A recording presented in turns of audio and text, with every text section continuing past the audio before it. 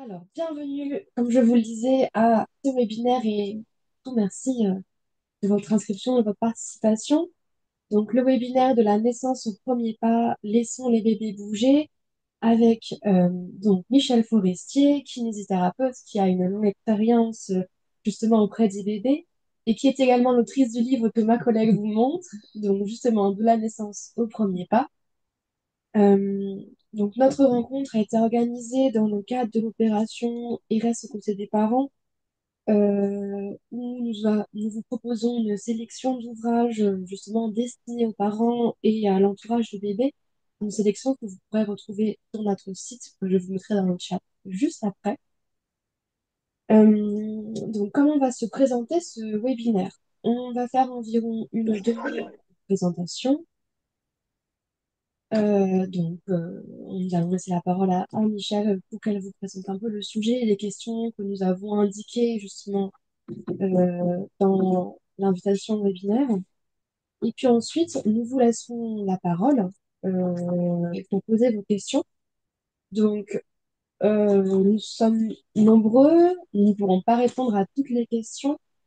Nous prendrons en priorité les personnes qui pourront prendre la parole. Donc, à ce moment, vous pourrez désactiver votre micro et poser votre question. Euh, je vous demanderai de faire des questions concises, histoire qu'on puisse en prendre le maximum. Euh, Si jamais vous ne pouvez pas parler, vous pouvez poser vos questions dans le chat. On essaiera de les prendre si on a le temps.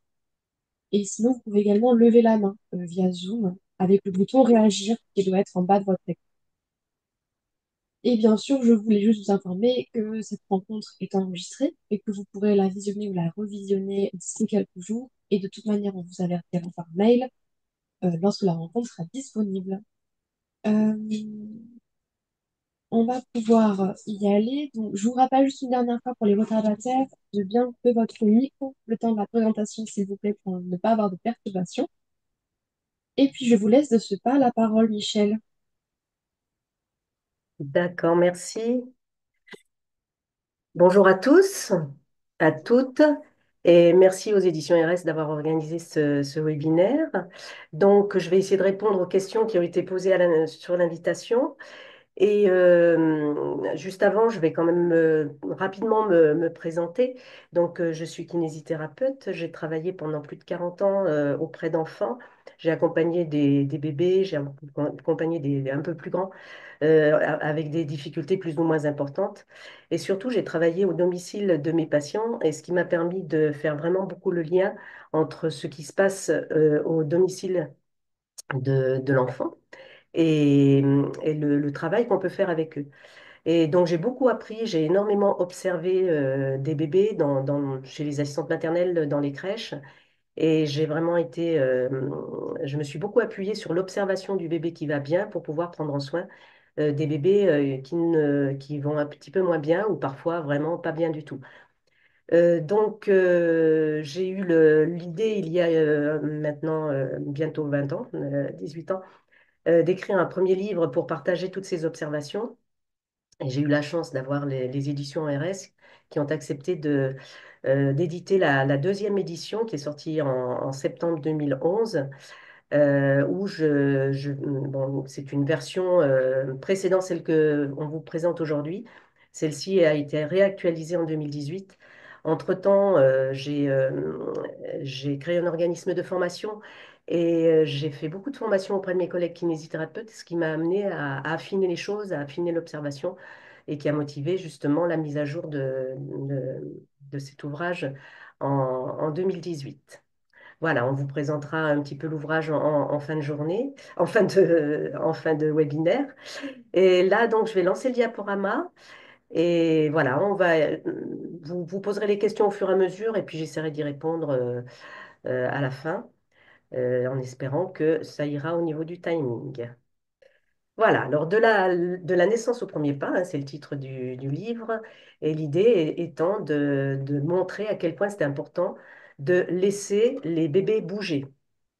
Alors, les questions qui vous ont été présentées, le passage par le quatre-pattes est-il important? Faut-il aider le bébé à se mettre debout et à marcher? Doit-on s'inquiéter d'un petit retard de la marche? et comment faire face à un bébé en difficulté. Donc, première question, le passage par le quatre pattes est-il important? Alors, je vous répondrai oui, non. Mais pour moi, c'est quand même plutôt oui que non. Mais vous allez voir pourquoi je dis non.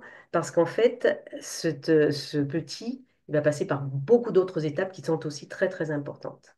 Alors, que disent les publications scientifiques? Les publications scientifiques disent, alors d'abord que tous les enfants ne passent pas par le quatre pattes. Bon, je pense qu'il est préférable qu'ils le fassent, mais dans la réalité, les statistiquement, ils ne passent pas tous par le quatre pattes, et qu'il n'y aurait pas de différence significative entre les enfants qui font du quatre pattes et ceux qui n'en font pas dans l'expression de leur motricité plus tard.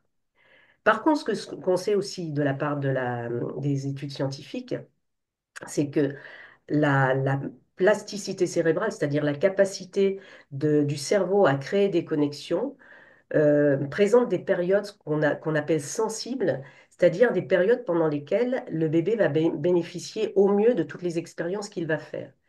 Et que ces connexions neuronales, elles explosent à ce moment-là, et que plus les expériences sont variées et riches, plus ces connexions, elles aussi, seront variées et riches. Et puis après, petit à petit, alors le bébé va retenir ce qu'il pratique le plus souvent, et peu à peu, il va y avoir un élagage, ce qu'on appelle un élagage synaptique, qui va faire que le bébé va garder, va garder tout ce qu'il aura fait le plus souvent. Alors, autant que ce soit varié et riche. Alors, donc, ça veut dire que le quatre pattes, oui, mais pas que. Alors, vous voyez, il y a tout un chemin qui va permettre à ce bébé d'arriver à la marche, et chaque étape va avoir son importance. Donc, l'étape du quatre pattes, elle est au milieu, mais elle va apporter du plus que les étapes précédentes, mais du moins que les étapes suivantes. Donc, c'est la raison pour laquelle c'est pas facile de répondre oui ou non, pas de quatre pattes. Toutes ces expériences-là, ce qu'il faut se dire, c'est qu'un bébé bouge énormément. On pense souvent, on met souvent très en avant deux étapes fondamentales dans le développement moteur du bébé. C'est la position assise et la marche, mais on oublie de voir qu'un bébé, c'est un être vivant, c'est un être en mouvement, donc un bébé, ça bouge, que pour lui, c'est agréable, il y a énormément de sensations, il y a énormément d'expériences, il faut qu'elle soit riche, il faut qu'elle soit variée. Il faut que l'ensemble de la motricité soit fluide, harmonieuse, qu'elle se fasse dans tous les plans de l'espace et aussi bien à droite qu'à gauche.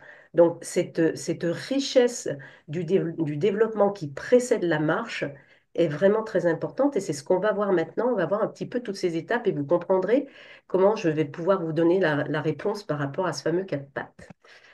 Alors, les possibilités motrices, elles vont dépendre de plusieurs facteurs. Le premier, c'est la maturation physiologique du cerveau.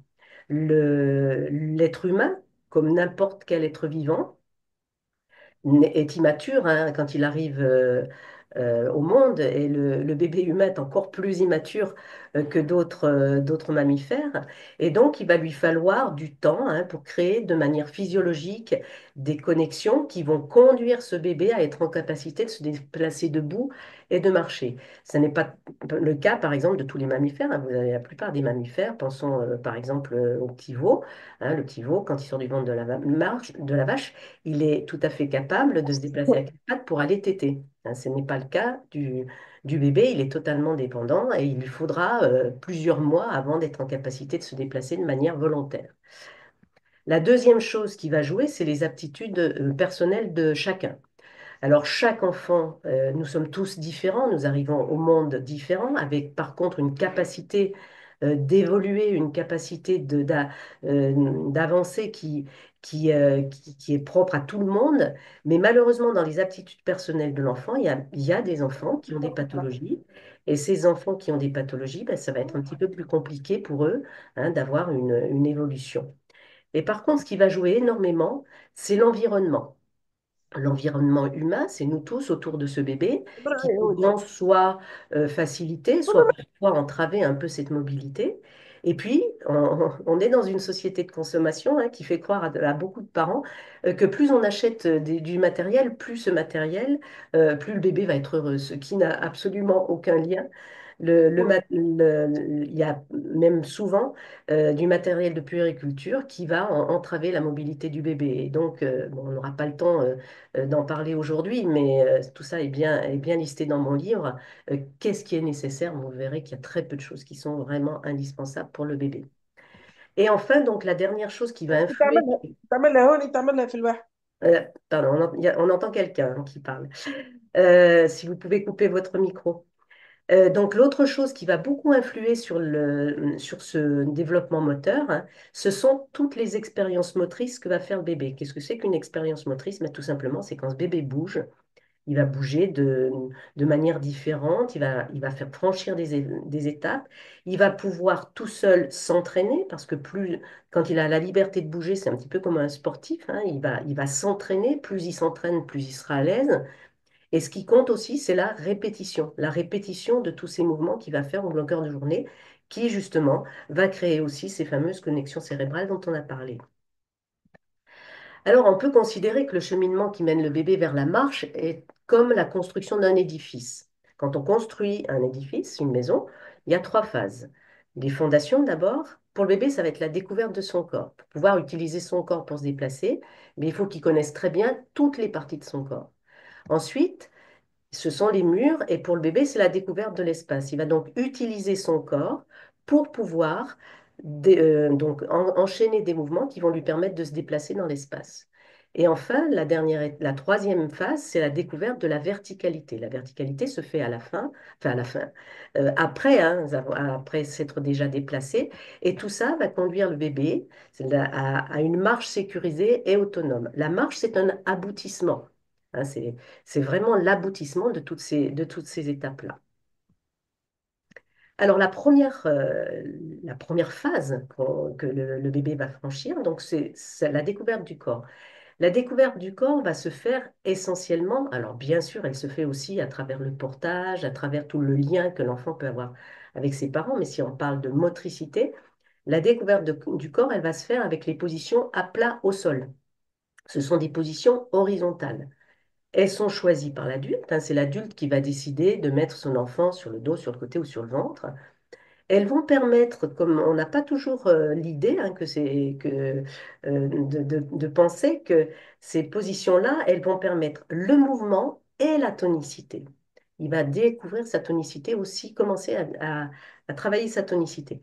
Et j'ai l'habitude de dire aussi qu'à ce moment-là, le bébé découvre son corps et que c'est son premier jouet. Alors, souvent, on a tendance à vouloir lui mettre plein de jouets à côté. Mais ce qui est important, c'est qu'il joue avec son corps, avec ses mains, avec ses pieds, avec les mouvements de son corps, et il peut passer de longs moments avec ça. Et ces trois positions, cette découverte du corps, va le préparer à son déplacement. Ce sont vraiment les fondations. La première position que va découvrir le bébé, c'est la position sur le dos. Alors vous voyez ici que la position sur le dos permet le mouvement, des mouvements riches, variés dans les trois plans de l'espace, de tout le corps. Ensuite, la tonicité. On voit bien quand le bébé là, remonte ses jambes, on voit bien qu'il est en train de travailler ses abdominaux. Il travaille la tonicité de son tronc et il travaille la tonicité aussi de ses membres hein, qui doivent lutter un peu contre la pesanteur. Même si, justement, comme il est sur le dos, c'est pas très important comme effort. La troisième chose, c'est que ce bébé va pouvoir manipuler. On le voit bien là, il manipule ses pieds.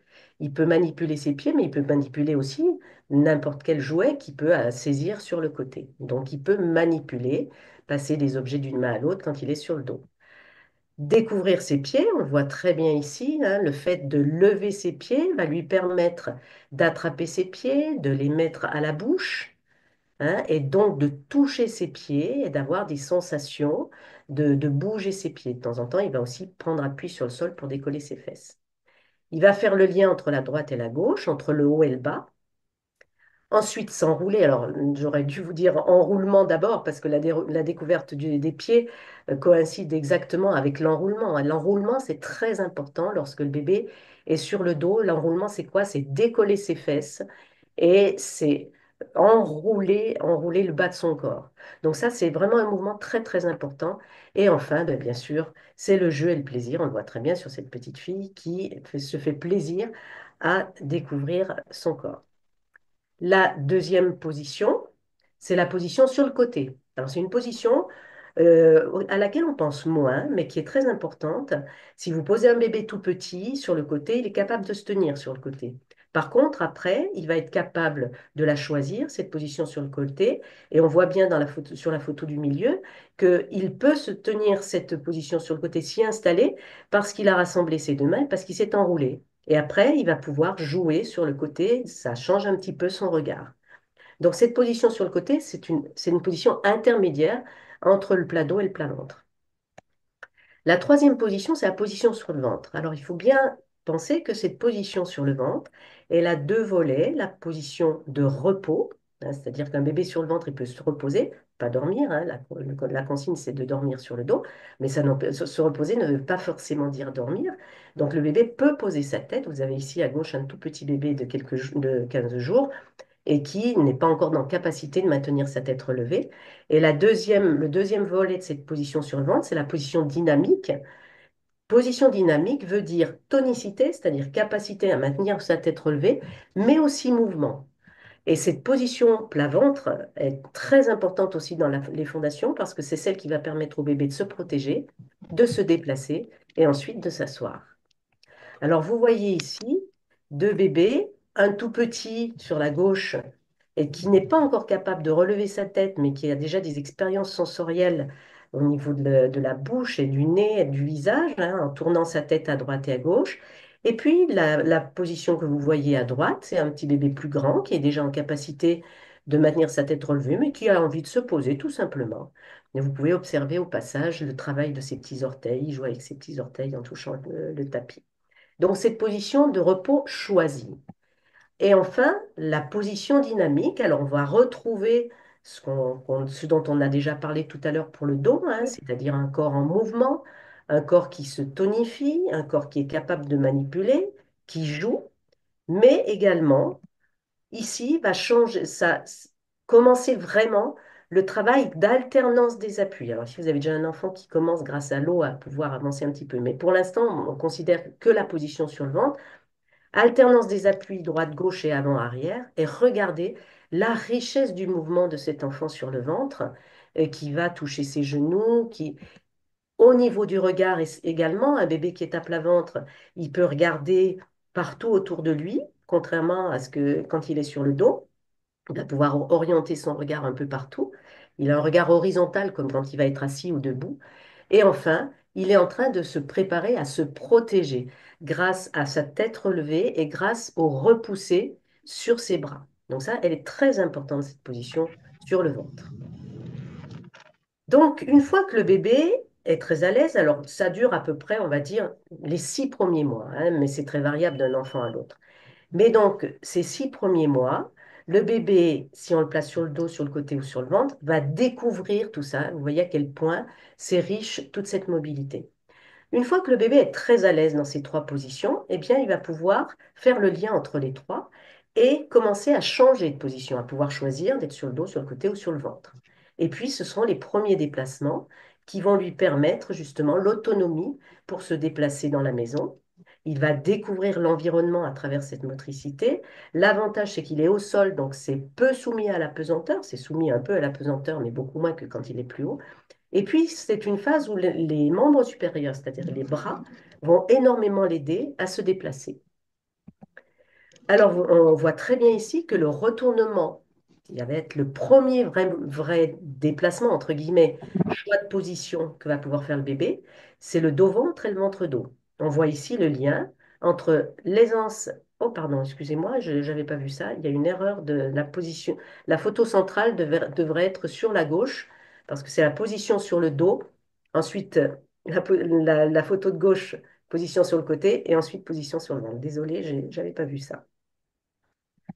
Alors, on voit ici un bébé qui choisit d'être sur le dos ou sur le ventre. Alors, le choix d'être sur le dos ou sur le ventre, ça va lui permettre aussi de gainer son tronc. Vous voyez, quand on voit cet enfant faire ce mouvement-là, on comprend très bien que les muscles de son tronc sont en train de travailler et sont en train de se concentrer pour pouvoir permettre ce mouvement en toute sérénité. On voit très bien ici aussi la torsion du tronc, hein, c'est les épaules la ligne des épaules qui se croise la ligne du bas, la ligne des hanches. Tous les muscles et toutes les articulations travaillent. Et enfin, il y a un équilibre, il y a un comme premier travail de l'équilibre et du contrôle de la tête. L'enfant doit contrôler sa tête lorsqu'il passe du ventre sur le dos. Alors, le ventre sur le dos, ce mouvement-là, vous voyez, on voit très bien ici, le contrôle de la tête pour revenir sur le dos. C'est ce mouvement-là, certains enfants le maîtrisent à 4 mois, d'autres un peu plus tard, on va dire entre 4 et 6 mois. En général, à 6 mois, le bébé sait se retourner. Il va commencer à se retourner dos-ventre et ensuite il va se retourner ventre-dos. Ensuite, une fois que le bébé a la capacité de passer du dos sur le ventre, eh bien, qu'est-ce qu'il va faire? Il va, la plupart du temps, se retourner. Quand on le met sur le dos, il va se mettre immédiatement sur le ventre parce qu'il voit mieux. Puis il va regarder à gauche et à droite et il va pouvoir commencer à faire la toupie, à tourner vers la droite et vers la gauche pour s'orienter. Et donc, à partir de ce moment-là, ce bébé va pouvoir se déplacer en roulé-boulé, il va associer les deux, le roulé-boulé et le pivot pour se déplacer. Alors vous voyez, là, il y a un bon gainage du tronc.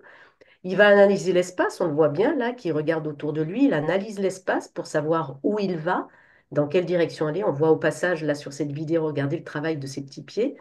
Il pivote et il va contrôler, hop, je me mets sur le dos et regardez un petit peu à quel point c'est riche. Et on voit très bien toutes les expériences sensorielles que fait ce bébé en touchant le sol avec toute la surface de sa peau. Et bien sûr, c'est à ce moment-là qu'il va commencer à découvrir l'autonomie de se déplacer dans la maison. Il peut aller où il veut, quand il veut. Et donc, c'est vraiment cette première étape. Tous les bébés ne passent pas par là, mais on va retrouver chez les bébés qui sont un petit peu, qui ont un peu moins de force, ce mouvement qui est très très riche et qui va contribuer justement à leur donner de la tonicité. Ensuite, ce bébé, donc, il va repousser sur ses bras, ça va le faire reculer. Il n'est pas trop content de reculer parce qu'il voudrait aller vers l'avant, mais c'est une expérience qui lui servira plus tard pour descendre d'une hauteur, par exemple. Et puis, eh ben, il va découvrir le ramper vers l'avant. Alors là, c'est un peu plus compliqué parce qu'il faut la tonicité du haut du corps. Il faut que la tête reste relevée, qu'il ait suffisamment de force dans ses épaules. Donc, ça va faire travailler davantage la tonicité, par exemple, que les roulés-boulés. Il va se diriger vers ce qu'il voit. Donc, ça, c'est quelque chose qui est vraiment intéressant pour lui parce il a, il sait très bien juste où il va, hein. Il va se propulser avec ses bras. On le voit bien ici, regardez, ce sont les bras qui vont d'abord le faire avancer. Les jambes vont l'aider à aller plus vite. Il y a une grande amplitude des mouvements au niveau de ses bras et de ses jambes. On voit bien là que ça bouge vraiment beaucoup au niveau des hanches notamment. Et on voit aussi, alors bon, je vous ai laissé jusqu'au, on va voir ici le magnifique travail de coordination au bas, droite-gauche. Regardez ça, c'est magnifique, alternance des appuis, c'est très très beau, ce petit rampé vers l'avant. Ensuite, le bébé, ben, on y arrive à ce fameux quatre pattes. Vous voyez déjà tout ce qui s'est passé auparavant comme c'est riche. Qu'est-ce que ça va apporter de plus, le quatre pattes au bébé? Eh bien, ça va lui apporter essentiellement la tonicité du haut du corps et de ses bras. On voit bien sur cette vidéo, pour être à quatre pattes, c'est plus compliqué que quand on est à plat ventre parce qu'il faut plus de force sur les bras tendus. Donc, le gainage du tronc va être encore plus important parce qu'il n'est plus posé au sol. Donc, là aussi, gainage du tronc, ça va lui apprendre à se protéger parce qu'on le voit bien là que ce bébé qui a les bras tendus et la tête relevée, ben, il se prépare à se protéger quand il sera debout et qu'il va tomber vers l'avant. Il poursuit son travail de coordination, mais vous voyez que le travail de coordination, il était déjà bien entamé avec tout le reste, tout ce qui s'est passé avant, les roulés-boulés et le rampé. Par contre, intervient maintenant l'équilibre, parce qu'il n'est plus posé par terre, il est en équilibre sur quatre appuis, et du coup, son regard s'élève un petit peu, et il va pouvoir franchir des obstacles un petit peu plus élevés. Voilà ce que va apporter le quatre pattes, en plus de tout le reste. Mais donc, à partir de ce moment-là, le bébé va pouvoir choisir d'aller vers la verticalité. Par contre, la verticalité, ce qu'on a verticalité, c'est lorsque le bébé se tient en verticalité, tient son tronc vertical. Il va la découvrir grâce à la maturation cérébrale qui se fait naturellement. Dans les bras des parents, on remarque qu'à 3 mois, bébé il maintient sa tête, qu'à 6 mois, il maintient son dos. Vous l'avez contre vous, il tient son dos. On appelle ça la tonicité axiale. Ça n'a rien à voir avec la position assise au sol. La position assise au sol, il va s'installer assis à partir de quatre pattes, comme vous le voyez là. Donc, il s'installe assis, il maintient la position. Et donc, c'est très important que le bébé arrive tout seul en position assise. Et il peut le faire parce qu'il a fait toutes les étapes. Et donc, il peut sortir de la position assise. Et on voit bien le lien avec le quatre pattes ici, hein, le quatre pattes qu'il a préparé à ouvrir ses doigts, à mettre ses mains pour se protéger. Et donc, la position assise au sol, c'est vraiment acquis lorsque l'enfant sait s'installer, lorsque l'enfant sait tenir assis et lorsque l'enfant peut en sortir. En soi, c'est une position qu'il doit choisir et qu'il peut quitter quand il le veut. C'est lié là aussi aux quatre pattes.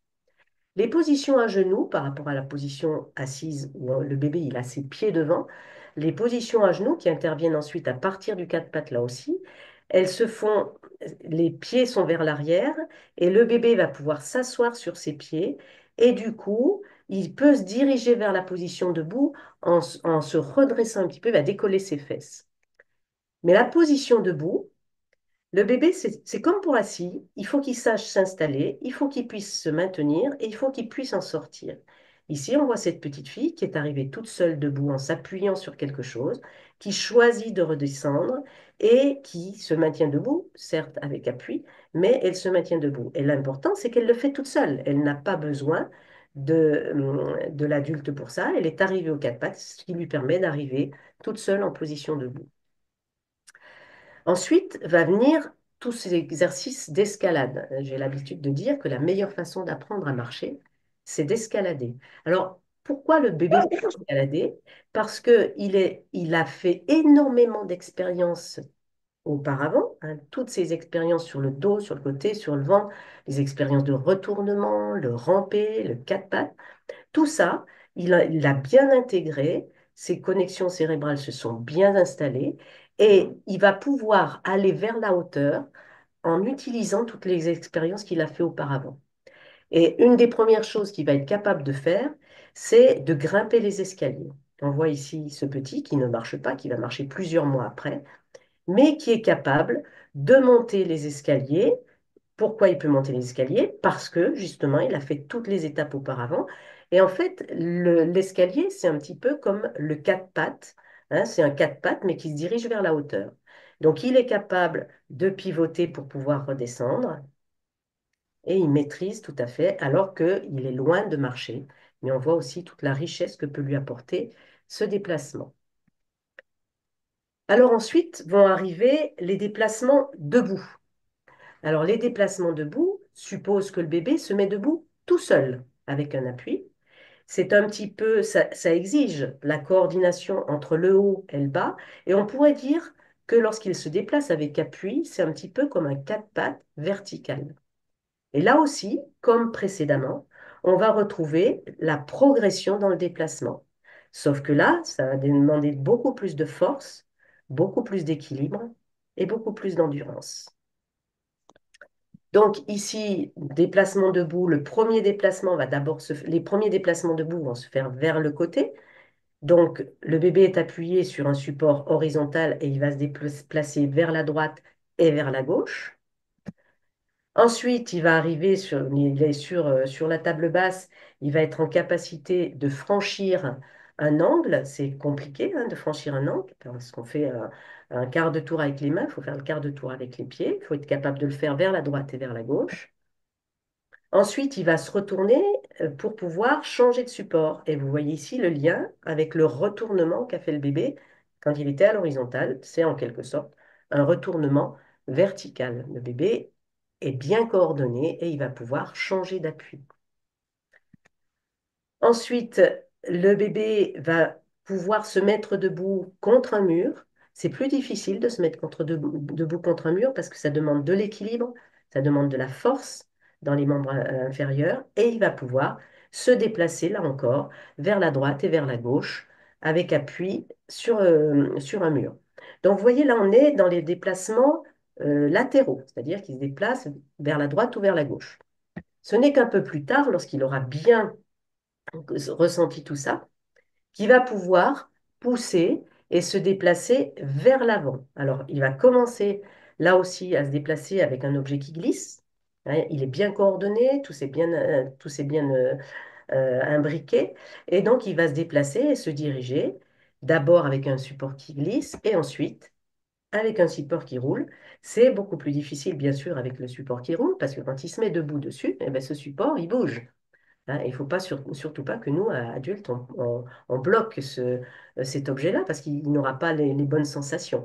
Donc, il va être capable de pousser et de diriger ce support qui roule. Ça peut lui permettre, pour les enfants qui ont un petit peu qui mettent un petit peu plus de temps d'aller se promener quand même tout seul, enfin tout seul bien sûr accompagné d'un adulte, mais il doit être capable de se déplacer complètement avec cet objet à condition qu'il se mette debout tout seul, sans qu'on l'aide.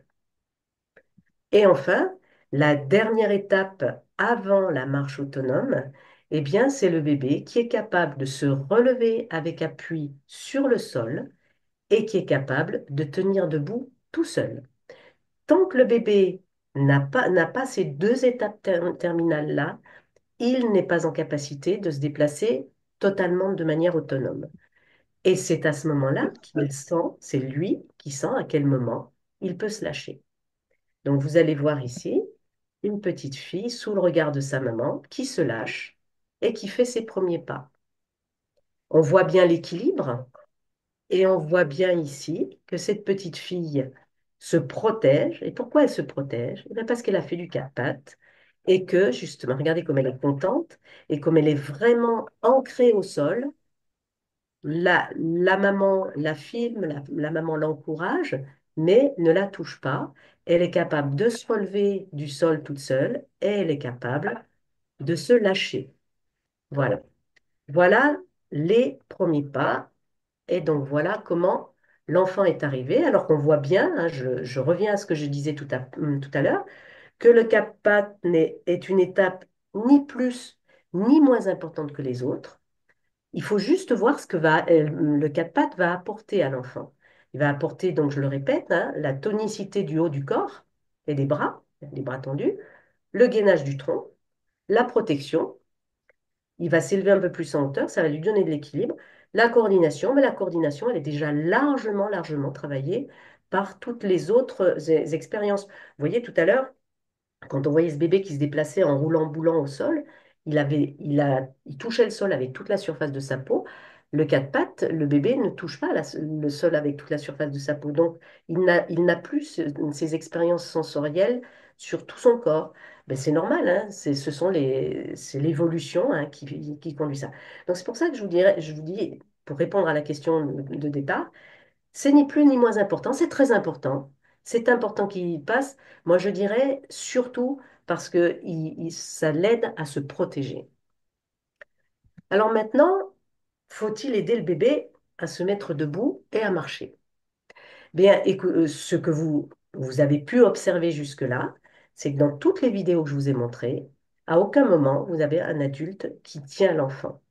Le bébé va être capable, tout seul, on l'avait vu, de se mettre debout, et il va être capable tout seul d'apprendre à marcher.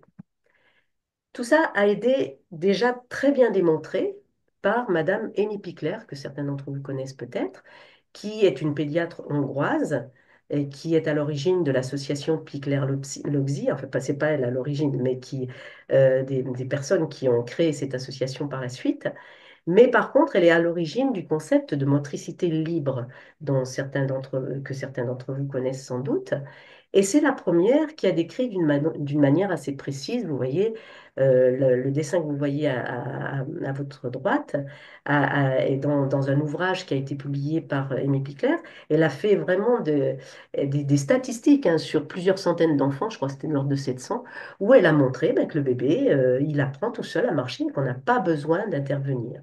Et donc, cette motricité libre, entre guillemets, hein, qui est à l'origine de ça, donc laissons les bébés bouger. Alors, qu'est-ce que ça veut dire, la motricité libre?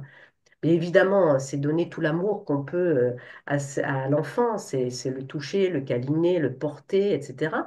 Mais c'est aussi beaucoup l'observer, observer ce qu'il fait. L'accompagner, ça veut dire quoi? Ça veut dire être à côté, l'encourager, jouer avec lui. Parfois, bah, s'il a parfois une petite difficulté, eh bien, on peut le toucher, de même qu'on le porte, qu'on le masse. on peut tout à fait l'accompagner et jouer avec lui, et surtout, notion de plaisir. Donc, la motricité libre, c'est laisser le bébé justement se développer en l'encourageant, en étant auprès de lui. Et c'est là où répondre à la question, faut-il aider le bébé à marcher? Eh bien, non. On va pas en soi l'aider à marcher, on va faire en sorte que ce bébé puisse entrer dans sa motricité, et on va le faire notamment, on va l'accompagner, hein, là, comme c'est notre rôle de parent et d'éducateur, dans un premier temps à travers tous les actes de la vie quotidienne. Chaque fois que vous prenez le bébé dans les bras, par exemple, eh ben, il faudrait le faire rouler sur le côté. Tout ce que je vous dis là actuellement, tout ce que je vous dis est très bien détaillé dans le livre dont on a parlé tout à l'heure. Donc notamment comment prendre le bébé dans les bras, comment le positionner lorsqu'il mange, lorsqu'il prend le biberon, lorsqu'il mange à la cuillère, comment le faire pour le changer, comment faire pour lui donner le bain, comment le porter, portage à bras, portage en écharpe, comment doit-il dormir, qu'est-ce que je fais de ce bébé dans la journée, comment je l'installe. Alors vous avez vu qu'un bébé ne peut entrer dans sa motricité que s'il est au sol, donc il faudra le poser à plat, sur le dos, sur le côté, sur le ventre, sur un tapis qui lui permette de bouger. Et enfin, ben, on peut faire des petits jeux avec lui. On va jouer avec le bébé. Ça nous arrive bien de prendre ce bébé contre nous et puis de tourner les pages d'un livre, essayer de lui faire tourner les pages d'un livre. De la même manière, on peut se mettre sur le tapis avec lui et on peut jouer avec lui. On le touche, on lui montre ses pieds, voilà, sans le contraindre, toujours dans le plaisir. Alors, par contre, il y a des erreurs جدا. vraiment fondamentales à éviter. Et les grandes erreurs, c'est de laisser les bébés, notamment comme vous le voyez sur le côté là, trop en position semi-assise, en position semi-horizontale, ces positions qu'il va adopter notamment dans le transat, dans les coussins d'allaitement, sur les canapés, ici dans le doumo. Ces positions-là, le problème, c'est que si le bébé il est tout le temps dans cette position-là, il va avoir qu'une envie, c'est aller vers l'avant parce qu'il ne peut pas se retourner tout simplement quand il est là-dedans. Donc, pourquoi pas de temps en temps, mais surtout laisser le bébé le plus à plat pour qu'il puisse se retourner. On ne peut pas se retourner ailleurs que sur le tapis. Et puis alors, il faut complètement oublier tous ces artifices qui maintiennent le bébé en position assise. Ça n'a absolument aucun intérêt. Je parle du bébé qui va bien. Quand vous avez des bébés beaucoup plus grands et qui sont en grande difficulté, qui ont des pathologies, bien sûr qu'on va les aider à tenir assis pour pouvoir manger. Mais l'immense majorité des enfants n'ont absolument pas besoin de ces artifices. Et puis aussi, l'erreur qu'on va faire qui va un petit peu avec la précédente, c'est que souvent, on va poser son bébé assis, dès qu'on voit qu'il tient son dos, on le pose avec des coussins derrière, et on fait ça souvent avant qu'il se déplace au sol, avant qu'il ne sache se retourner. Il y a beaucoup de parents qui font ça. S'ils le font, c'est parce qu'ils ils pensent que c'est bien, hein. Je ne suis pas là pour dire que on fait mal. Simplement, on essaye de faire au mieux, et je suis là aussi pour que vous compreniez pourquoi certaines choses sont à éviter. Et je tiens beaucoup à cette chose-là parce que vous allez voir sur ces deux vidéos, vous avez ici à votre gauche un bébé, ce sont deux bébés qui ont à peu près le même âge, hein. Un bébé qui, à votre gauche, est bloqué en position assise, c'est-à-dire qu'il a été posé assis avant de savoir se retourner. Alors non seulement il ne peut pas sortir de la position, mais ben, vous voyez, il n'utilise pas ses bras, il ne peut pas manipuler parce qu'il n'a rien à sa portée. Et donc, ce bébé, contrairement à celui que vous voyez à droite, n'utilise pas la totalité de son corps, ne croise pas le haut de son corps avec le bas de son corps, ses pieds ne travaillent pas du tout, ses bras ne travaillent pas, il n'est pas capable d'analyser l'espace et il n'est pas capable de se déplacer. Et donc, il n'est pas autonome. Donc, c'est un des gros problèmes qui m'a été, qui a été mis en évidence avec mes contacts avec la petite enfance.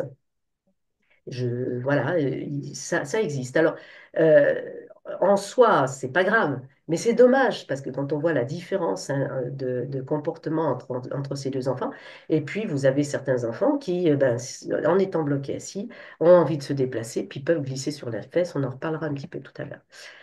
Voilà. Donc là, pour répondre également à l'autre question, hein, est-ce qu'il faut aider le bébé à se mettre debout? Eh bien non.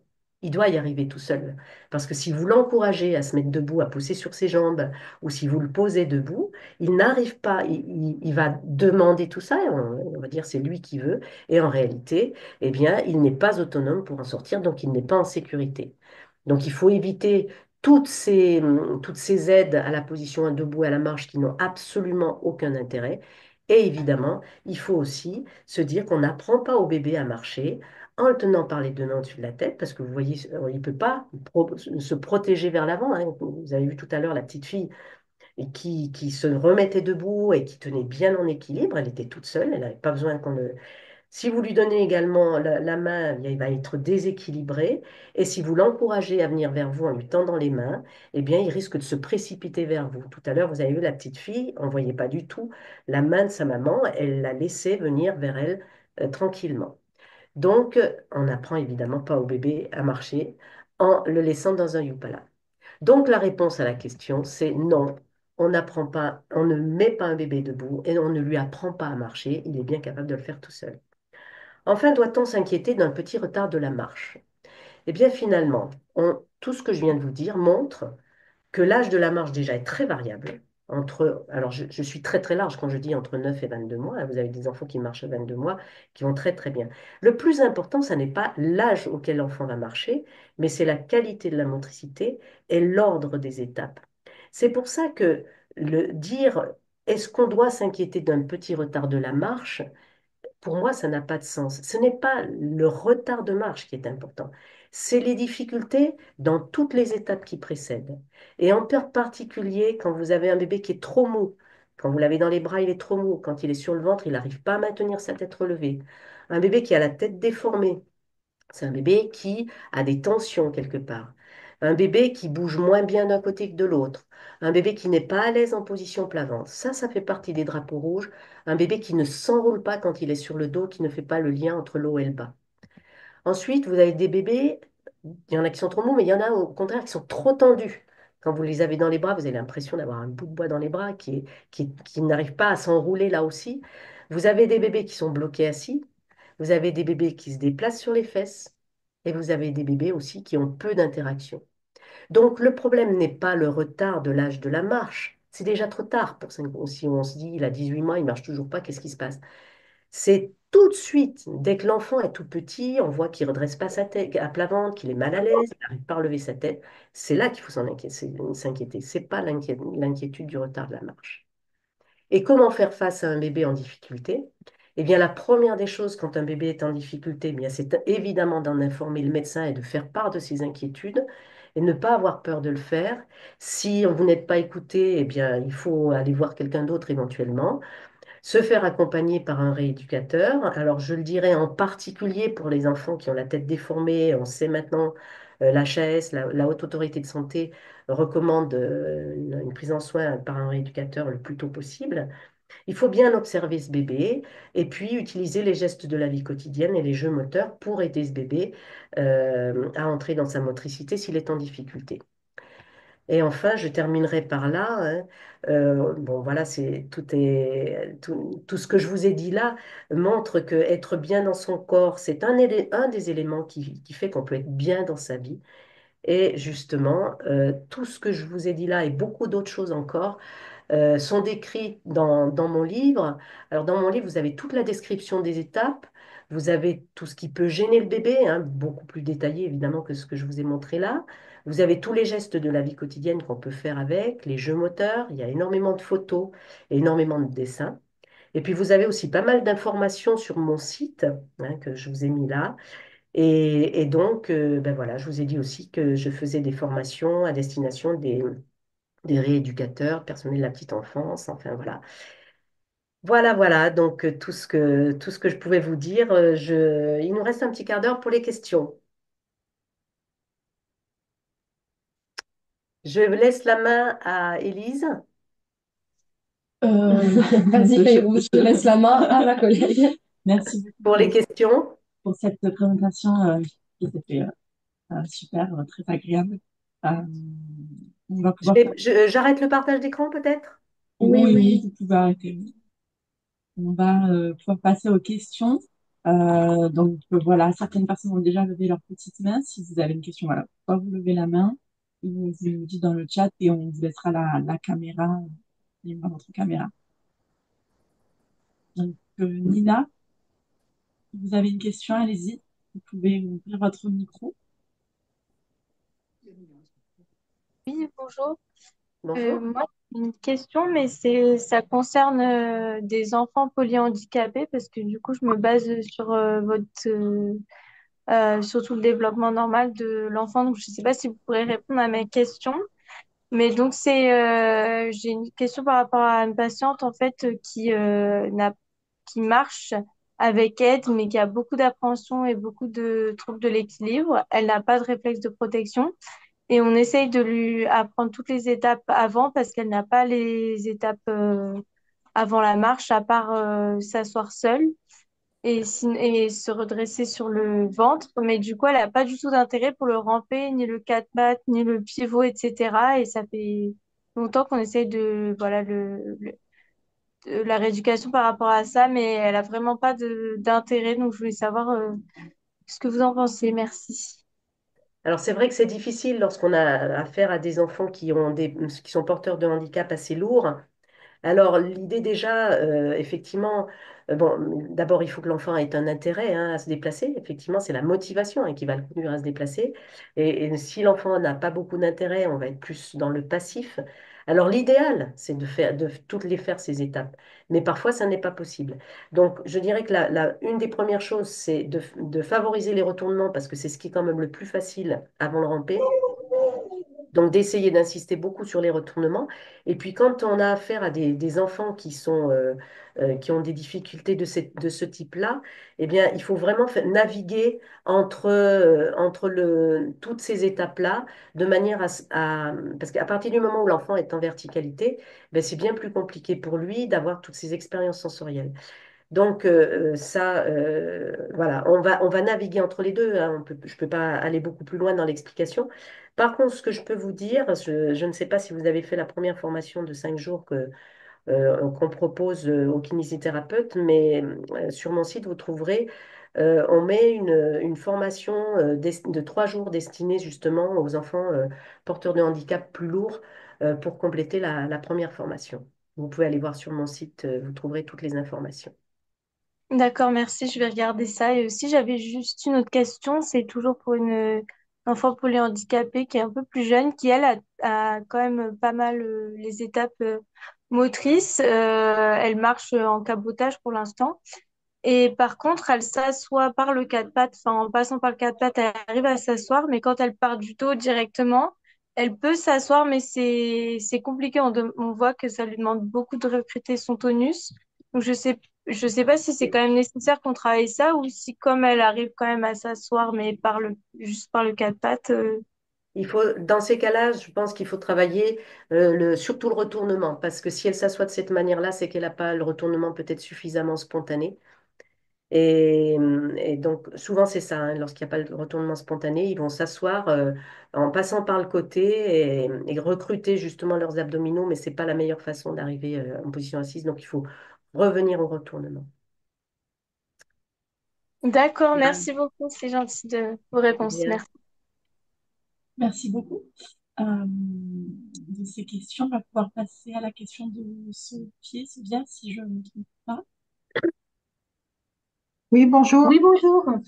On voulait vous poser, bonjour Madame Forestier, Bonjour. on voulait vous poser une question. On est donc en fait du RPE, donc on s'occupe des assistantes maternelles, et Oui, on a souvent au relais des enfants qui s'assoient en W et avec oui. nos collègues éducatrices, en fait, on se posait la question, est-ce que c'était problématique? On leur disait, nous, en fait, de se remettre les jambes régulièrement Mm. autrement que rester en W. Donc, est-ce que on a le bon discours? On voulait avoir votre avis. Alors, c'est vrai qu'on n'aime pas bien les voir s'asseoir entre leurs pieds. Pourquoi ils font ça? C'est souvent des enfants qui ont peut-être un petit peu moins de force que les autres. Alors, il y a deux raisons principales, d'après ce que j'ai pu observer. C'est que c'est une position qui est plus stable que la position assise avec les pieds devant. Hein. Pour eux, c'est plus stable. Et puis surtout, ça leur permet de sortir pour aller chercher un objet, pour aller jouer. Pof, ils reviennent, ils s'assoient, ils repartent. C'est plus facile que de revenir toujours avec les pieds devant. Donc là aussi, ça fait partie des choses que j'ai dit dans mon livre, quels sont les conseils qu'il faut faire à ce moment-là. Alors, ça n'est pas très gênant. Bon, globalement, les études montrent que ça n'est pas forcément gênant à long terme. Ça peut être gênant chez des enfants qui ont déjà des problèmes de hanche et surtout chez des enfants qui bougent peu. Chez un enfant qui bouge beaucoup, qui se déplace, qui varie énormément ses déplacements, qui fait du quatre pattes, voilà, qui fait toutes les étapes, qui ensuite va grimper. Cette position-là est pas trop gênante. Elle est gênante si elle est prédominante et puis surtout si l'enfant reste longtemps bloqué dans cette position. Et puis il y a une autre, il y a des petites choses qui peuvent permettre de les aider. Quand on les a assis à califourchon sur les genoux, eh bien on va mettre les genoux écartés et les deux, on les prend assis en position cavalière sur nos genoux, par exemple. Ou alors on va les prendre en ce qu'on appelle la position assis plage. Que je décris aussi dans mon livre, où il est assis sur une fesse et où il a les deux jambes, comment vous expliquer? Nous, on dit une hanche en rotation externe, l'autre en rotation interne, mais qui lui permet de ressortir. Donc, on va jouer plutôt sur les positions, la manière dont on porte le bébé. Parce qu'en fait, leur dire, c'est hyper compliqué. Est-ce que j'ai répondu à votre question? Euh, Oui, oui, merci. oui, merci beaucoup. En fait, aussi, je me posais la question si ça pouvait pas entraîner par la suite des problèmes aux genoux une fois qu'ils sont Oui. devenus adultes. Alors, les études montrent qu'il n'y a pas d'incidence. D'accord. Donc, mais encore une fois, hein, si vous avez un enfant qui est très mobile et qui bouge beaucoup, ça va. Si Mm. c'est un enfant qui est vraiment bloqué enfin, qui bouge peu, qui se met tout le temps D'accord. dans cette position, là, faut être plus attentif et éventuellement D'accord. consulter un orthopédiste. Mais effectivement, vous allez lui dire de se remettre les pieds devant, mais vous allez tourner le dos et hop, il va recommencer. Donc, c'est pour ça D'accord. il y a des petits gestes à faire, lui proposer le porteur aussi, par exemple, toutes ces petites choses-là qui peuvent. Puis après, s'il fait de la draisienne, du vélo, ça va corriger peu à peu. Je vous remercie, Madame Forestier. Je vous en prie. Merci. Oui, je Ben, on va peux pouvoir parler? passer oui, effectivement. Allez-y. Bonjour, je suis Rosemarie Toubin, je suis pédopsychiatre à Montpellier et je suis contente de vous rencontrer, même si en distanciel, parce que j'utilise beaucoup votre livre et depuis 10 ans, je fais une consultation à 8 mois de grossesse où j'explique un petit peu tout ce bon sens-là du développement du bébé, alors que je vois que des familles très vulnérables avec des médicaments pour la grossesse, de l'addiction, des naissances après un deuil périnatal. Mais c'est incroyable comme les parents sont réceptifs et en une consultation vont pouvoir assumer, parce que c'est une petite révolution dans leur propre environnement par rapport aux grands-parents, par rapport à leur... mais comment ils vont s'en saisir vraiment et comment ils peuvent sur ces bébés vulnérables, et surtout le résultat, quoi. Vraiment, on a Mhm. vraiment des résultats incroyables. C'est pas pareil si on l'a fait en anténatal que si on le commence en postnatal. Surtout, Mhm. parce que souvent ils disent, ah ouais, j'aurais jamais pensé ça. On en parle beaucoup du change sur le côté, de ne pas aller aider le bébé à marcher, de tous ces supports de puriculture. Moi, j'encourage beaucoup, beaucoup à ce qu'en anténatal, on passe tous ces messages que vous nous avez dit là. Ah oui. Ah, je vous remercie vraiment infiniment. Je suis très heureuse de vous entendre parce que c'est tellement important la collaboration entre nous hein, pour conseiller les parents. Et c'est aussi le but du livre, hein, c'est de permettre aussi eh ben, d'avoir des outils concrets, des photos qui vous permettent à vous aussi d'échanger avec les parents, quoi. Vraiment, je vous remercie beaucoup. Ah, je vous entends plus. Comment ça se fait que c'est si facile avec des parents très vulnérables qui, des fois, ont très peu de niveau scolaire ou de choses comme ça, mais se saisissent de ces messages-là, souvent qui font le lien par leurs propres difficultés qu'ils ont eues eux-mêmes à Mhm. l'école. Et dans le monde professionnel, c'est très dur de passer ces messages. Mhm. Et alors, est-ce que c'est parce qu'on a appris comme ça dans les écoles de périculture et tout ça, mais c'est incroyable comment c'est difficile de mobiliser, ne serait-ce qu'en suite de couches, de ne pas changer les bébés sur le dos, de les mettre à plat ventre, voilà. Donc, c'est, voilà, je voulais avoir un peu votre avis. Comment vous vous êtes senti, vous, dans le monde médical et par rapport à ces messages? Je suis tellement contente de vous entendre justement, parce que en fait, moi, je vais l'analyser d'une manière. Pour moi, c'est énormément de bon sens tout ça. Ouais. Moi, c'est énormément de bon sens. Malheureusement, ce qui est, alors, c'est très bien, hein, les recherches scientifiques, c'est hyper important, mais quelquefois, enfin, moi, ce que j'en vois, et j'essaie quand même de bien observer tout ça, c'est que parfois, les recherches, elles sont entreprises pas sur le terrain. Et on déconnecte, on va peut-être, par exemple, ben, voilà, une des expériences qui m'a paru enfin, pas très logique, c'est d'entretenir le réflexe automatique de la marche sur un tapis roulant en tenant le bébé sous les bras. Pour moi, ça, c'est déconnecté de la réalité. Et alors, c'est hyper important les recherches scientifiques, hein, parce qu'on ne peut pas faire sans, et il faut s'appuyer sur la science, etc. Moi, je trouve dommage qu'on n'ait pas assez de lien entre le bon sens, le terrain et les recherches parce faut être sur le terrain pour voir qu'un bébé peut être bloqué assis, qu'un bébé se déplace sur les fesses. Par exemple, typiquement, l'histoire du déplacement sur les fesses, pour moi, c'est pas une bonne façon de faire parce que le bébé, c'est tout, enfin, c'est asymétrique, il coordonne pas, etc. On ne Sauf pas, que oui. comme les recherches n'ont pas montré que c'était gênant, eh, Mhm. eh ben, on le laisse faire, on les laisse faire. Mhm. Mhm. Moi, je l'analyse de cette manière-là. Mais moi, je rentre d'avoir aidé en Polynésie à monter un réseau périnatal.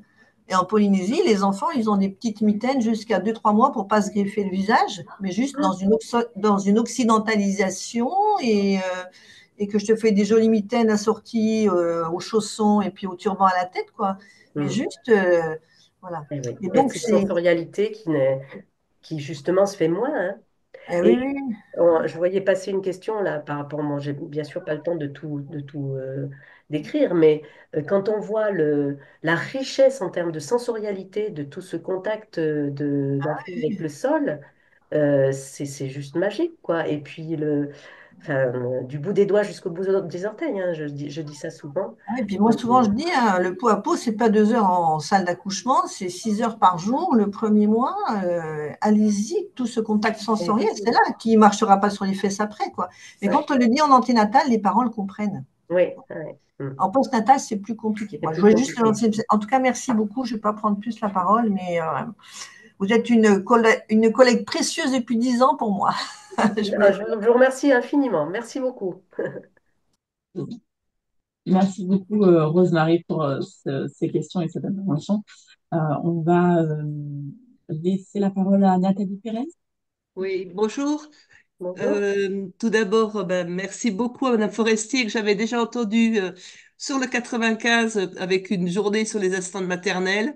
C'était Ah un oui. vrai régal et maintenant je suis directrice d'un centre maternel. On est avec des mamans, des éducatrices à vous écouter. Donc déjà, on vous remercie hein, parce que c'est clair, précis, avec des exemples.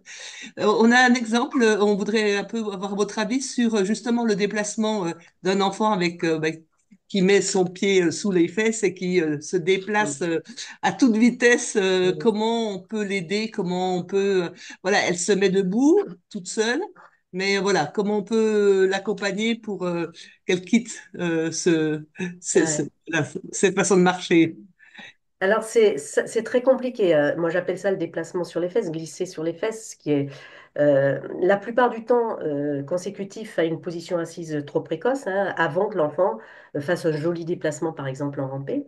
Alors, ce que je dirais dans ce cas-là, il faut toujours vérifier si l'enfant, il sait se retourner du dos sur le ventre des deux côtés. C'est pas sûr que ce soit aussi bien. Si cet enfant arrive à se retourner du dos sur le ventre et du ventre sur le dos des deux côtés de manière symétrique, bon, ça va. Mais c'est pas sûr qu'elle le fasse. Donc, une des premières choses à faire, ce serait de jouer avec elle sur le tapis en lui faisant faire des roulés-boulés vers la droite et vers la gauche. Et puis, si elle se met déjà debout, ce qui est intéressant chez ces enfants-là, c'est de les faire grimper les escaliers. Elle va grimper l'escalier toujours avec le même pied devant, ça c'est sûr. Et donc, c'est l'aider à se mettre debout avec l'autre pied, Si elle se met debout avec le pied gauche, par exemple, qu'elle se mette debout avec le pied droit, et faire grimper les escaliers uniquement avec le pied droit. Il y a plein de petits exercices comme ça qu'on peut faire. Là aussi, je les ai détaillés dans mon livre. Il y a un chapitre sur les enfants qui se déplacent sur les fesses. Essayer d'expliquer ce qu'on peut faire avec eux. Mais déjà vérifier le retournement, ça, c'est la première des choses. Merci beaucoup pour votre Merci, livre. merci à vous en tout cas pour ce petit clin d'œil par rapport à l'intervention précédente que j'avais faite. Il y a une maman qui veut vous poser une question, je crois. Oui? Allez-y. J'aimerais savoir si c'est normal qu'un bébé il préfère un côté. Enfin, moi, ma fille, elle préfère toujours le côté droit et à l'après, elle se retourner et elle se retourne que par le côté droit. Alors, il y a souvent une préférence chez les enfants. Ils vont commencer à se retourner, par exemple, vers la droite. Mais normalement, ils doivent pouvoir, au bout d'un moment, arriver à se retourner vers l'autre côté. Alors, il y a deux choses qu'il faut faire dans ce cas-là. C'est déjà bien observer le bébé si, quand il est sur le dos, il attrape bien le pied droit avec la main gauche, le pied gauche avec la main droite, enfin bref, qu'il y ait bien des croisements et qu'il bouge aussi bien son côté gauche que son côté droit. Ça, c'est très important de bien vérifier ça. Et puis, si vous constatez que tout ça va très bien, quand le bébé est tape la ventre, il y a des petits jeux qu'on peut faire avec lui pour pouvoir justement équilibrer l'appui sur le coude droit, puis l'appui sur le coude gauche, la flexion de la hanche droite et gauche, et puis le solliciter pour qu'il se retourne de l'autre côté. C'est normal qu'il y ait un côté préférentiel au début, mais après, ça doit s'équilibrer. D'accord. Merci beaucoup. Merci beaucoup. Je vous en prie. Merci beaucoup Nathalie Pérez et cette maman pour ces questions. On va prendre les trois dernières questions donc, de Wendy, Tiffen et Mgoussi. Et puis on va s'arrêter là. Donc je laisse la parole à Wendy. Oui, bonjour. Donc moi, je travaille à Bruxelles avec des enfants TSA. Je suis psychomotricienne. Et donc nous, bon, vous avez un petit peu déjà parlé de la position W, mais je voulais voir, est-ce qu'il y a des ouvrages qui nous expliquent pourquoi autant d'enfants sont avec cette position W chez les enfants TSA et en hyperextension, donc sur pointe de pied?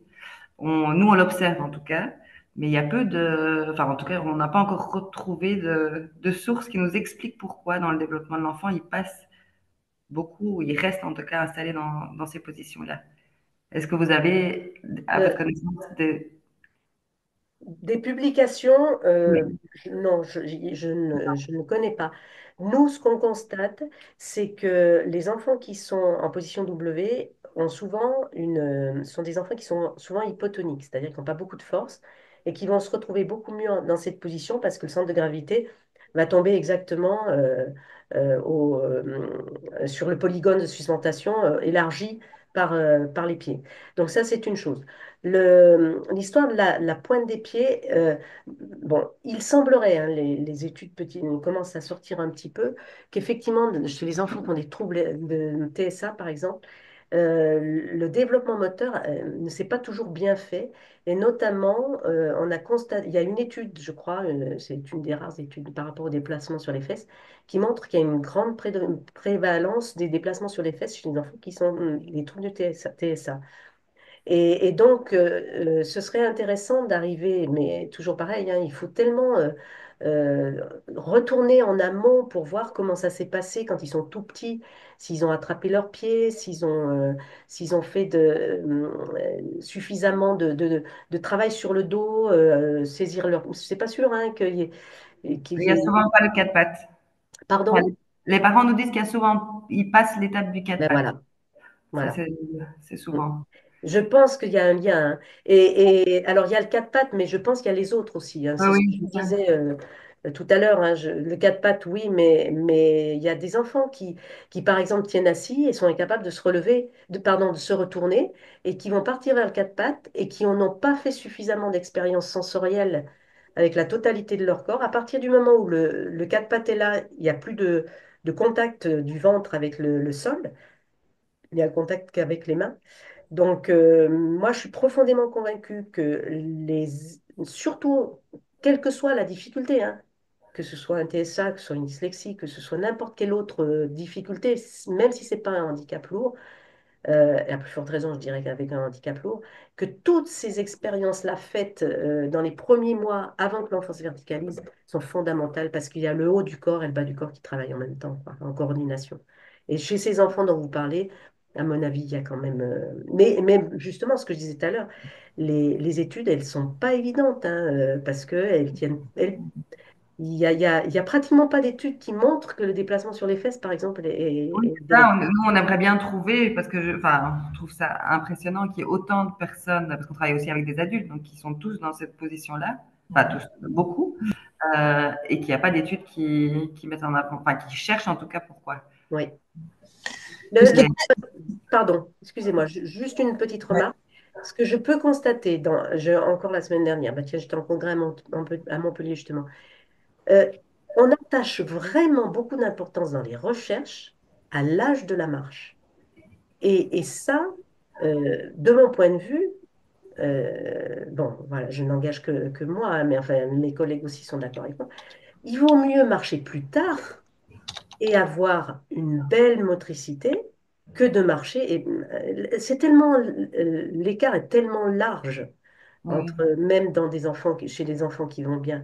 Donc, je pense que c'est une des explications, mais voilà, je n'avance que moi, hein, qui fait qu'on ne va pas chercher ce qui se passe avant, parce que, ben oui, on veut que l'enfant marche tôt, enfin tôt, je veux dire, quand il est en difficulté, on veut avancer l'âge de la marche, mais un enfant porteur de trisomie 21, c'est pas grave s'il marche à 24, 26 mois. S'il a fait toutes les expériences précédentes, ils sont déjà très hypotoniques, ces enfants.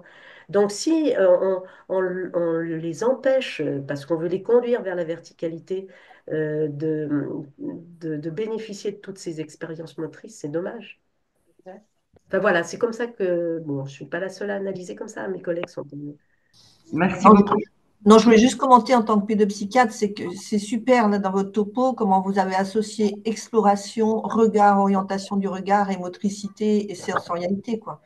Et c'est Mm. souvent ça qu'on ne peut pas, parce que ceux qui travaillent sur les enfants autistes, ils ont quelques films familiaux, mais on n'a pas toutes ces fondations dont vous avez parlé. Mm. Ouais. Il Et y a beaucoup à faire. ah, je pense. Ils sont déjà pénalisés, tous ces enfants-là, par leurs troubles dont on ne connaît pas l'origine. Et quel dommage de les pénaliser une autre fois, enfin, je veux dire, en plus, en les empêchant, entre guillemets, d'avoir toutes ces expériences-là.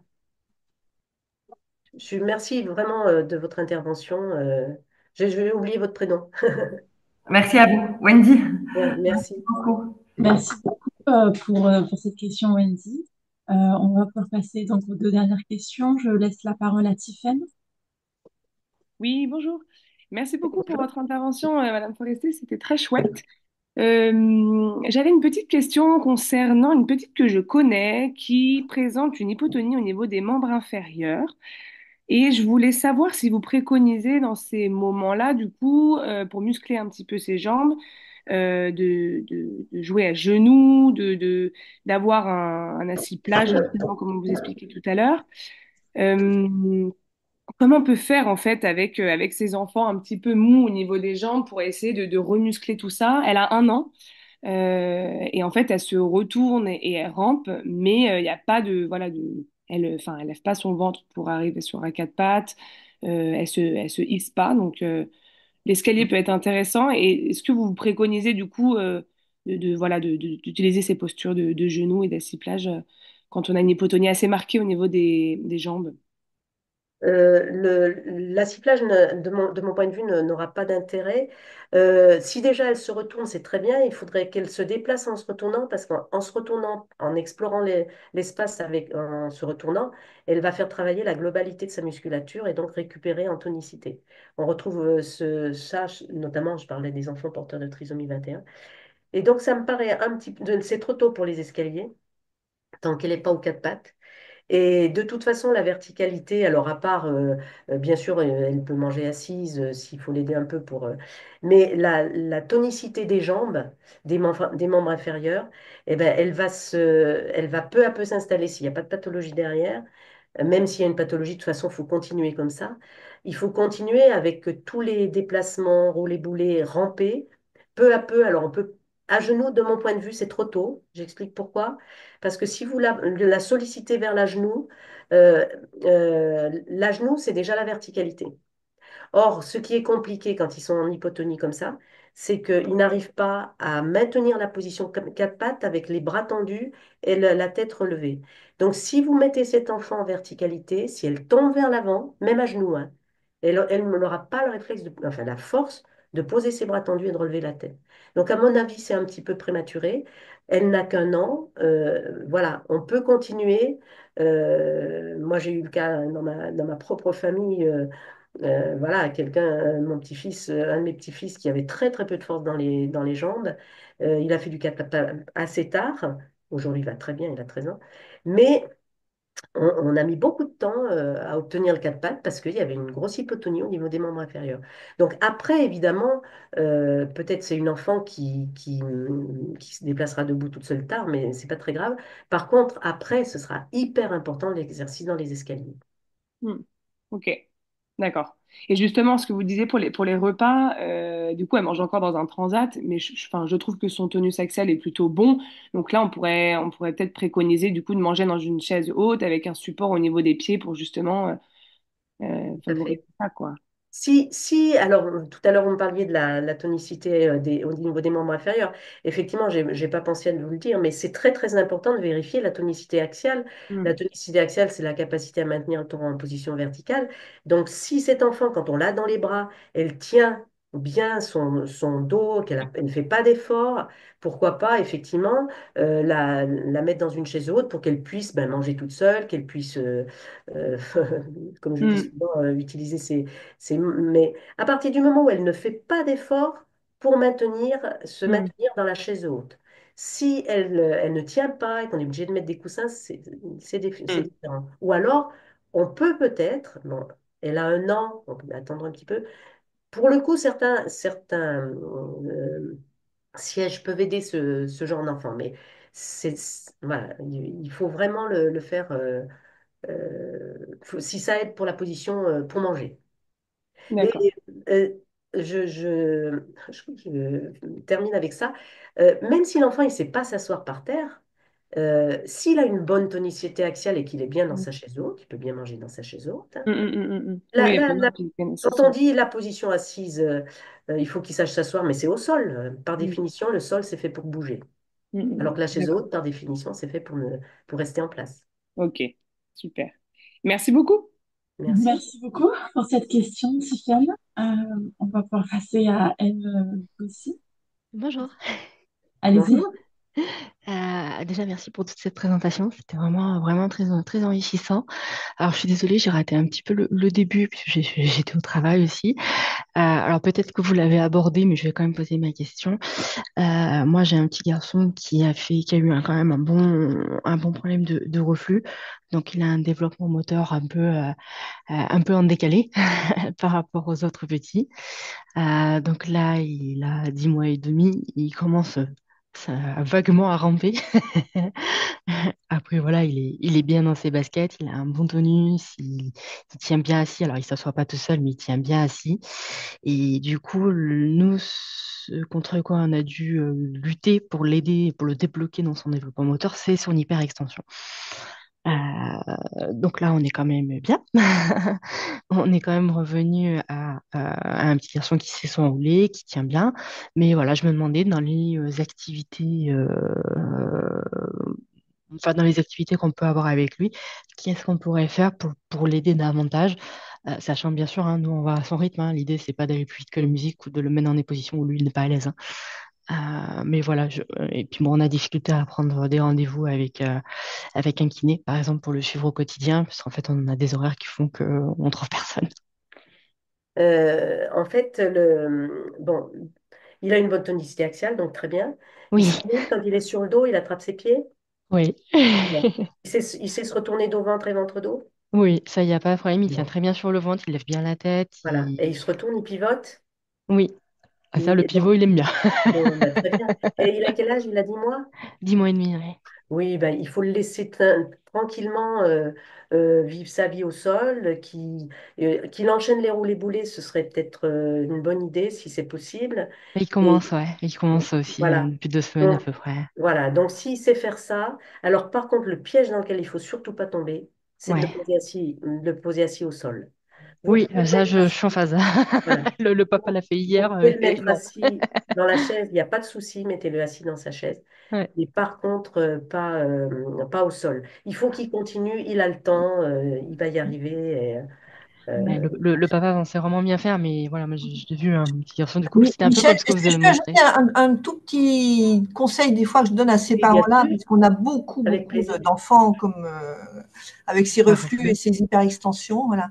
C'est que Ouais. dans le bain, vous pouvez lui mettre une petite un linge éponge sur le dos, lui faire couler l'eau chaude avec les épaules enroulées vers l'avant et Mm. la pesanteur du linge, et ça leur donne un petit peu d'enroulement aussi droite-gauche sur les épaules, en Mm. fait. Et ça aide bien Donc, parce que cette hyperextension sur le haut du corps, elle mm, résiste. Et c'est Ouais, ouais, un ouais. effet qui gêne beaucoup. Ouais. Et les enfants, pas tous, mais la plupart quand même, et les parents n'osent pas non, aller vers ça, mais souvent les enfants aiment bien, tout d'un coup, jouent dans le bain avec cette enveloppe. Voilà. Donc, ah, merci, c'est vous pouvez ouais, peut-être, je voulais savoir, Michel, ce que tu pensais de ce ouais. conseil. Voilà, Pourquoi pas si l'enfant l'accepte? Parce que voilà, c'est effectivement, ça. Mm. quelquefois, ils sont tellement déjà, quand ils sont bien Mhm. moteurs, ils aiment bien le Mhm. bain pour bouger. Ah, il adore. Mais ça vaut le coup d'essayer, hein. Par Mhm. contre, je rajouterais, je ne pensais pas le dire, merci Marie-Rose, parce qu'il y a quelque chose qui marche bien aussi chez ces enfants qui sont comme ça, c'est quand on les porte contre soi, bien Oui, enroulés, oui. avec l'avant-bras sous les genoux du bébé, Mm. et ça permet justement de ramener les deux membres supérieurs vers l'avant. Oui, Donc ça, effectivement, puisque vous pouvez faire aussi quand il est sur le dos, c'est bien quand il attrape ses pieds, par exemple, vous le faites basculer à droite, à gauche quand il est sur le Mhm. dos, Mm. faire la bascule, voilà. Mais c'est vrai que ça vaut le coup de les aider à se relâcher. On peut ouais, enfin, il y a plein d'autres de petits exercices, mais effectivement, l'histoire du bain, j'y avais pas pensé. Ça peut être intéressant si l'enfant l'accepte. Je fais même sur des enfants un peu hyperactifs à l'école à 3 ans, que tout d'un coup, quand on parle du bain enveloppé, de leur dire bah, essayez avec votre grand, et j'ai eu des petits résultats Ah oui, incroyables ah sur oui, ben, tout c'est d'un coup intéressant. de Mm, retrouver le plaisir de la coordination mhm, droite-gauche avec l'axe du corps stable. oui. Et sans Mm. suçu, souvent ils n'ont pas la suçu dans le bain, et Ah du ben coup oui. ils acceptent d'avoir un autre support. Ouais. Excusez-moi, je suis un Merci beaucoup, merci Marie-Rose. Merci beaucoup merci. aussi pour cette question. On va pouvoir passer donc à la dernière question de Ferrand Anne. Alors, si elle est toujours là, elle peut intervenir et poser sa question. Sinon, elle l'a mis dans le chat. Je peux toujours La lire. la lire. On va la lire. Oui, je vais vous lire la question. Voilà, intéressante. Bonjour Madame Forestier, j'ai la question d'une maman qui vient d'avoir une prescription de harnais pour sa fille qui présente Oui. une luxation congénitale de la hanche. Elle se demande comment pourra se passer le développement psychomoteur de sa fille dans ces conditions. Merci beaucoup pour votre... Alors effectivement, lorsque les bébés ont une petite anomalie, hein, ce qu'on appelle une petite anomalie au niveau des hanches, hein, qui nécessite pendant quelque temps d'avoir un harnais qui fait que le bébé, toute la journée, va se retrouver avec les jambes très très écartées. Alors la première des choses que je peux dire, alors, bon, en général, on le découvre très tôt. Ce qui est important, c'est de ne pas oublier dans ce cas-là de poser le bébé à plat ventre de temps en temps. On peut le poser par exemple sur les genoux avec le harnais qui dépasse. Donc ça nécessite un petit peu plus d'accompagnement. Moi, je fais partie des gens qui disent qu'il faudrait une prescription pour accompagner les parents, une prescription vers un kinésithérapeute pour accompagner les parents, mais juste essentiellement un conseil. Parce que ce harnais, il reste pratiquement 24 heures sur 24 sur le bébé. Je crois qu'on peut l'enlever pour le bain. Mais on va avoir tendance, ces enfants-là, justement, à les asseoir et à les laisser tout le temps dans le transat, alors qu'ils peuvent très bien être sur le dos. Ils seront plus de difficultés à être sur le côté, mais ils peuvent très bien être sur le dos. Ils vont commencer à bouger un petit peu, ils bougeront moins qu'un autre enfant, mais il faut surtout pas oublier de les mettre à plat ventre, parce que si on oublie de les mettre à plat ventre, eh bien, ils ne connaîtront cette position que trop tard. Mais ça, voilà, ça nécessite une surveillance, mais ça ne doit pas entraver la mobilité du bébé. Moi, j'ai vu une petite fille il n'y a pas très longtemps, la maman elle était un peu catastrophée, et la petite, elle arrivait à ramper avec son harnais. Donc, mais voilà, moi, je conseillerais de se faire accompagner par un kiné. Eh bien, merci beaucoup. Merci Merci à vous. pour cette intervention, pour ce diaporama, pour euh, cette rencontre qui a été très intéressante, très claire. Merci à tous, toutes et tous pour vos questions. Alors, je suis désolée, on n'a pas pu laisser la parole à tout le monde et lire toutes les questions, mais n'hésitez pas dans le livre donc, de Michel Forestier, les questions sont approfondies, évidemment. Euh, voilà. Donc, je prends aussi la parole. Le webinaire gratuit qu'on a organisé donc, avec Michel Forestier fait partie d'une opération qu'on réalise avec RS qui s'appelle RS aux côtés des parents. Donc, vous avez dans le chat la liste des livres de cette sélection, des livres qui sont pour les parents, grand public et accessibles. Et notamment donc, pour l'achat du livre de Michel Forestier, vous avez un petit livre précieux bébé qui est offert, lettre ouverte aux parents d'aujourd'hui, donc où elle a participé. Voilà. Cette rencontre sera donc en replay d'ici quelques jours, une semaine. Probablement la semaine prochaine. La semaine prochaine, donc on vous l'enverra par mail direct. Je pense qu'on va s'arrêter là. On va vous laisser tranquille cet après-midi. Merci pour votre présence et votre participation et merci beaucoup, Michel. Merci. Merci à vous d'avoir organisé ça. Et merci à tous les participants.